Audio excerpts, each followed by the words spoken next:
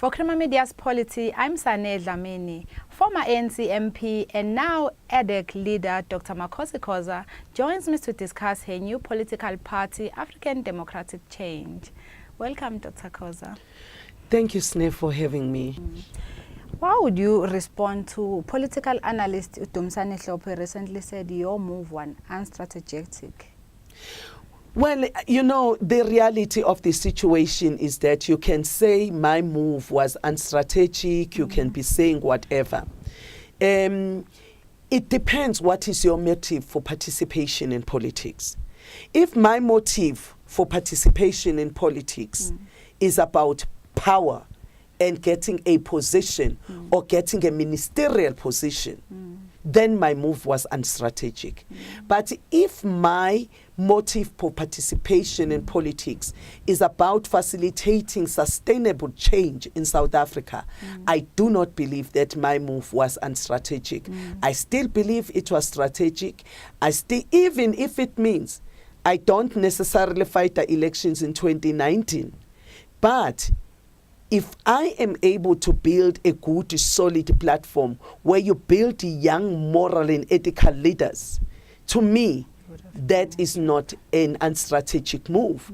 And given my own motives for participation, I am tired of Africa being the face of diseases, of suffering, of poverty, of civil wars, of killings. I'm coming from KwaZulu-Natal. I am tired of seeing politics being a battlefield for, where people are being killed. Because that, when you have killings like that, like I have in my province, women tend to stand back because they don't want to leave their children, die and leave their children. Who will look after them? So my motive for participation is not motivated by going to parliament. So as far as I'm concerned, it was correct. And I am not going to step back and say, I'm now retracting from my statement. I still believe and I am committed to what I started. Who's funding your party, and are we likely to see any maybe coalitions in future with like the EFF? Frankly, let me tell you, the person that is funding my party, and that's a big problem currently. We had pledges that went, our pledges that we received before December, when we went to the founding Congress in December, were more than 85 million.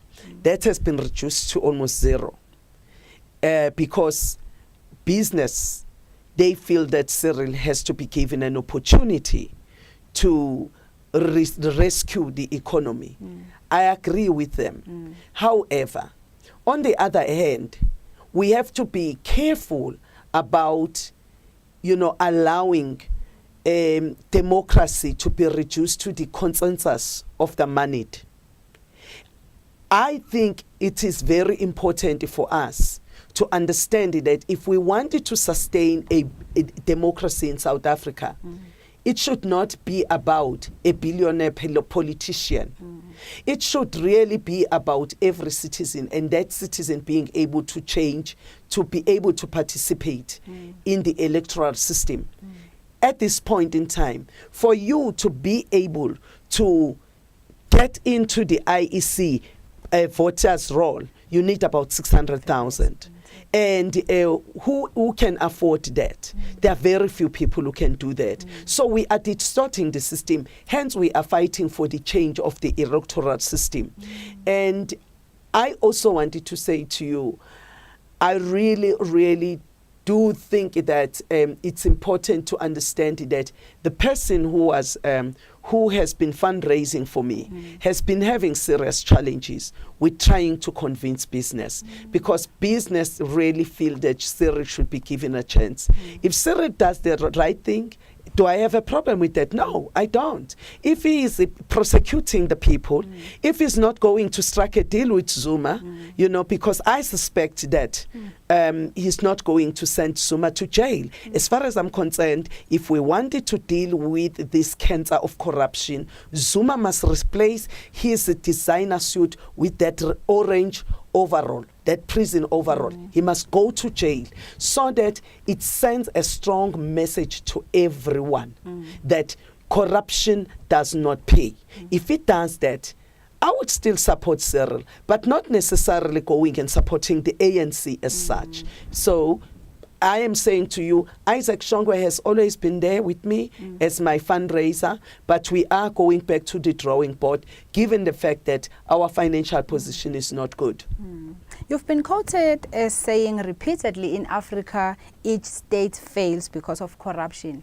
How are you planning to fight corruption? Exactly what I've just said to you now. I really, and that's one thing that I find very disturbing with the ANC. The ANC is talking about unity.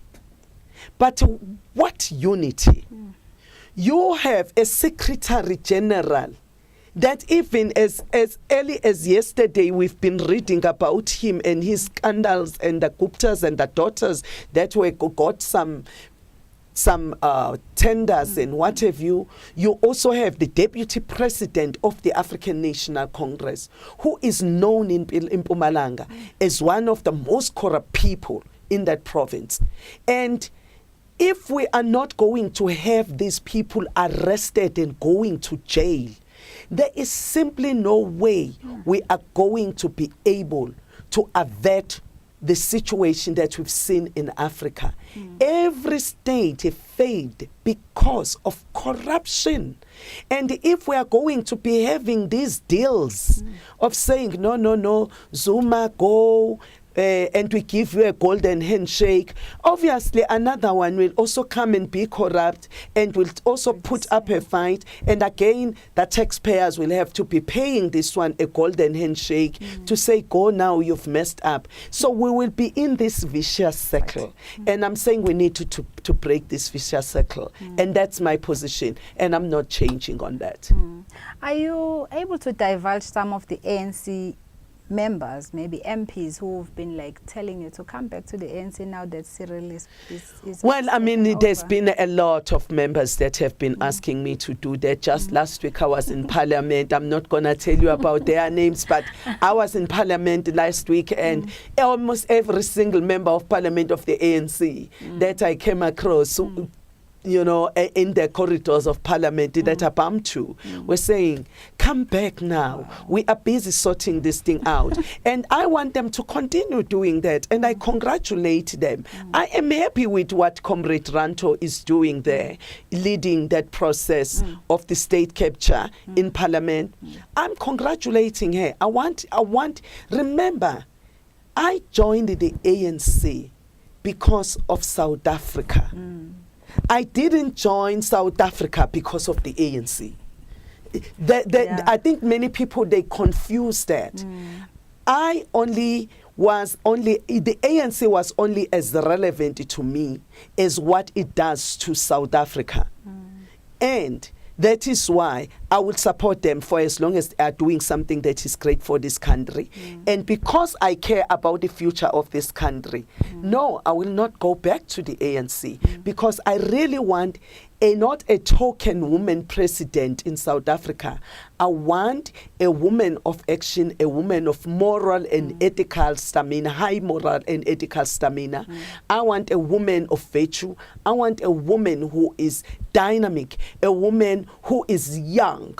In fact, if in my lifetime, if I could deliver a woman who is around 40 years old or slightly below that as a president of the Republic, I would feel that I have accomplished my mission. Tell us about the time when you were having difficulties with the ANC. We know that your family was in danger a bit. How was that time? Let me tell you, one of the things that I always tell people about was how hypocritical we become. I mean, I was persecuted. I received death threats. My family went through hell. And today, the very person who was actually part part of the Zuma. Remember that the corruption thing in South Africa, it cannot really be apportioned only to one single individual. Exactly. Cyril Ramaphosa has been the deputy of President Jacob Zuma all this time. And during that time, the only thing that President Cyril Ramaphosa said to me was, keep safe. That's all.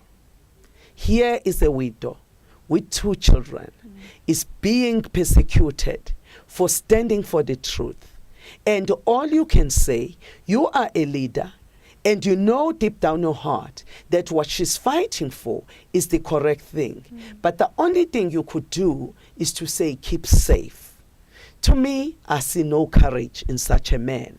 And I honestly do not believe that he has that's the kind of courage that you need to take this country forward. I don't think we will see the deputy president of the ANC being arrested. I don't see ADeC Magashule being arrested, the Secretary General. I don't see Zuma going to prison. I simply do not see. I'm sorry, I want him to prove me wrong. I don't see Cyril Ramaphosa having that courage to stand up. The fact that he stood out there in front of all of you South Africans, I'm not inventing these things. He stood up when Zuma took a decision with the Guptas to remove Pravin Gordhan and Mcebisi Jonas as the minister and deputy minister respectively. He came out publicly disowning the decision. Zweli Mkhize came out publicly disowning the decision. Gwede Mantashe came out publicly disowning the decision. What happened after that? They backtracked. Now, can I trust a person who cannot stand for their own principles, who cannot stand for what is right, good and right, for the sake of just becoming a president of the republic? No, I can't. I don't have confidence in Cyril. Business has confidence in him. And I can understand. They also have the same thing. I also don't think that Cyril Ramaphosa will be able to address the major challenge in Africa. That is profit shifting and tax-based erosion. He's a billionaire. He was involved in the Marikanas thing. And why was he involved in the Marikana? Why did he have to say something like that also led? Obviously, he's come out to say sorry. I'm saying 34 lives were gone. Because to him, his life is about bottom line. If a life has to go, it has to go. And that's what we had in this country. And all of a sudden, because it's about the bottom line, he's a billionaire. Now, all of a sudden, must I believe in him? To me, he's just a billionaire. Thanks to him and thanks to the ANC for having made him, connected him. Because the fact that he was connected to the ANC and he was very prominent in the ANC, he was able to get a lot of deals, which is why he's a billionaire. It's not like your Steve Jobs, who had to, for him to become a billionaire, he had to invent something. I don't know anything that Cyril has invented, because even the McDonald's burger that he's a shareholder of, it's a franchise that somebody else invented in America. It's not his idea. Lone Mill Mine, it's not his idea. So I want to build real entrepreneurs. That's my goal. And therefore, I don't think I would be there with him. I'm so sorry, ANC. I still love you because you are my fellow South African. But frankly, I don't think you stand for what I stand for. And lastly, just talk to our viewers. Why must they join your party? You know, all I am saying, by the way, one of the things that I'm trying to do, and I want us to perfect this model, and I'm still even trying to persuade even some of my members for us to perfect this model. I am saying, in the absence of the system of the constituency-based system, I want ADeC to operate within in the interim to operate within the proportional representation system, where we have civil society fighting for election under this umbrella of ADeC. In other words, ADeC does not become a political party in the true sense of the word, but civic organizations, individuals that think they have what it takes to stand for an election and they wanted to do changes in South Africa. Because our system requires us to register with the IEC, I want the people like that to be coming forward and say, I wanted to stand for the elections. I'm a chartered accountant. I have ideas about how to change the finance system, the financing model in South Africa. How do we address the fact that we have such low tax base in South Africa? And they say, I want you to run on ADeC, on ADeC platform. I think that's what I would like us to perfect. In other words, I want South Africans to join ADeC because ADeC is about them. You are not going to have gatekeeping, which you have in the ANC. Remember that it's a foregone conclusion in the ANC that if you are already the president of the ANC, you have to be the president of the Republic. I am saying I could be a founder of ADeC, but as Makhosi Khoza, I can only be there as a leader, as a visionary, but somebody else can be a leader, can be a president in the Republic. I don't have to be the president of the Republic. Hence, I am saying to you, especially to the young people, this is their opportunity to make their mark, to be part of something that is going to give them the real voice. We have to deliver a woman president who is not more than 40 years old. Mina, I'm happy to be sitting in the backbenches of parliament and coaching that person and not being in the forefront and being a backbencher. I'm comfortable in my own skin. I've accomplished so much in life. I'm not eyeing any position. All I want to see change in Africa. I am tired of seeing women and children of Africa being synonymous with poverty and pain. Thank you very much for your time. Thank you, my love. That was African Democratic Change leader Dr. Makhosi Khoza speaking to Creamer Media's Polity about her political party, ADeC.